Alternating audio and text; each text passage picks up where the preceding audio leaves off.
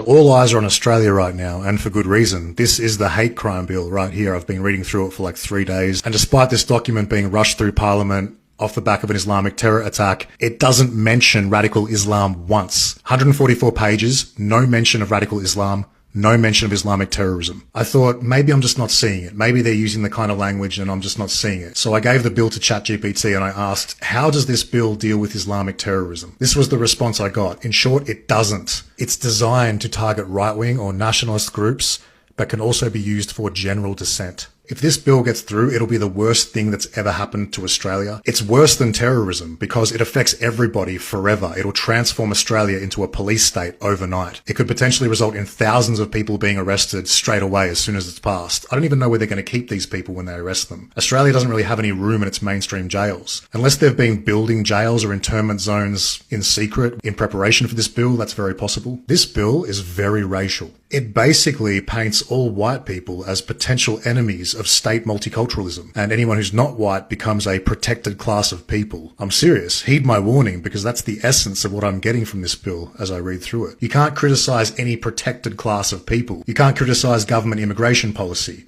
You can't really say anything. Every social political comment you make will potentially be illegal. But as I've been reading through this bill, a thought keeps occurring to me. I'm thinking, doesn't the government understand how unpopular this bill is going to make them? No sensible Australian is going to vote for them after this. So what are they thinking? Well, there's two answers coming to me. First, they're importing more voters. There's millions of people coming in from India, and this government is masquerading as the multicultural option. So they expect that new imported voting bloc to vote for them and keep them in power. So they don't care about falling out with the traditional working class, the usual voter base that they would have to appeal to, because they're just replacing them with immigrants. The second answer coming to me is we may not even make it to the next election, because this legislation would be very opportune for a government that's about to impose a large-scale psyop, something like COVID 2.0, but probably worse. I don't necessarily mean a pandemic, but they're locking this country down. This legislation locks Australia down. So we may not even be getting elections in the future. That's what this legislation is telling me. Like, something big is in the works here. In conjunction with this, I sense that this year the government's going to try to